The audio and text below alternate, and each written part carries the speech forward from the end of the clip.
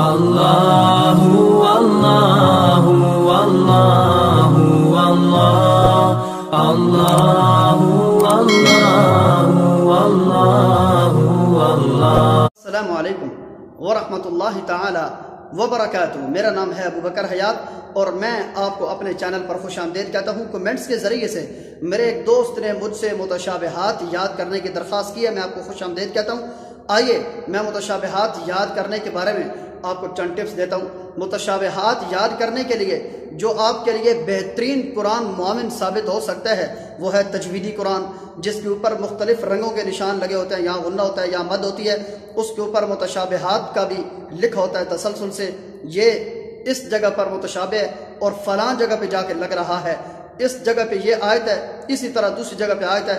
لیکن آپ نے وہ قرآن کریم کے متشابہات قرآن کریم کو دیکھ کے یاد نہیں کرنے. آپ نے وہ متشابہ یاد کرنا ہے جو آپ کو لگ رہے ہیں.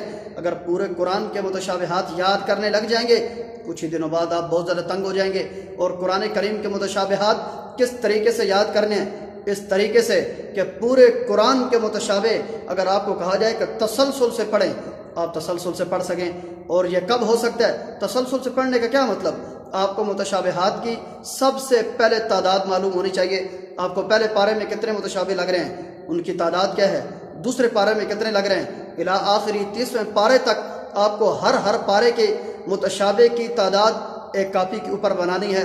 تقریباً 2 صفحے بنیں گے، آپ کو قرآن کے متشابہات یاد ہو جائیں گے. آپ کو یاد ہونا چاہیے ہر پارے کے اندر کتنی جگہوں پہ مجھے متشابہات لگ رہے ہیں. وہ تعداد جس وقت آپ لکھ لیں گے پھر اس جگہ پر ایک آیت کو 3 دفعہ دیکھ کے پڑھیں، 3 دفعہ زبانی پڑھیں. اگلی آیت کو 3 دفعہ دیکھ کے 3 دفعہ زبانی پڑھیں. اور آپ نے 5 پارے تقسیم کر لینے ہیں. 5 پارے کے متشابہات آپ نے اس طریقے سے پڑھنے ہیں جس طریقے سے قرآن کریم کی سبکی یا منزل آپ سناتے ہیں. مثال کے طور پر من الجنۃ والناس ومن شر حاسد اذا حسد ولم يكن له كفوا احد في جيدها حبل من مسد انه كان توابا لكم دينكم ولي دين الى اخر. یہ تو مثالیں دی ہیں. اگر کہا جائے کہ آپ اس طرح متشابہات پڑھیں، آپ نے 5 پاروں کے متشابہات اس طرح سنا دینا ہے تسلسل سے. یہ آیت ادھر ہے اور فلاں ادھر ہے. یہ کب یاد ہوگی؟ 3 دفعہ دیکھ کے 3 دفعہ زبانی. ایک مہینہ آپ نے پہلے 5 پاروں پہ لگانا ہے، دوسرا مہینہ دوسرے 5 پاروں پہ لگانا ہے. یعنی متشابہات یاد کر کے دن میں 1 دفعہ ان کو دہرانا ضرور ہے. یہ وظیفہ بنا لیں. 1 مہینے کے بعد آپ نے اگلے 5 پارے لینے ہیں. انشاءاللہ 6 مہینوں کے بعد آپ کو قرآن کریم کے متشابہات اچھی طرح یاد ہو چکے ہوں گے.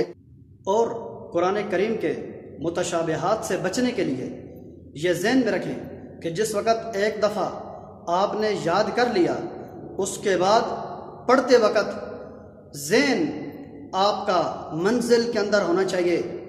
بعض دفعہ ذہن دائیں بائیں ہونے کی وجہ سے قرآن کریم کی آسان سے آسان آیات بھی دائیں بائیں ہو جاتی ہیں، پتہ ہی نہیں چلتا بندہ کہاں سے کہاں جا نکلا. آیات متشابہات کی نہیں ہوتی، لیکن متشابہات بندہ خود بناتا ہے اس لیے کہ منزل کی طرف دھیان نہیں ہوتا. اور آخری بات آپ سے عرض کر دوں، جب منزل یاد کر لی اب متشابہات کو ذہن سے نکال کر پرسکون ہو کے منزل پڑھیں. انشاءاللہ منزل آپ کی بہت اچھی نکل جائے گی.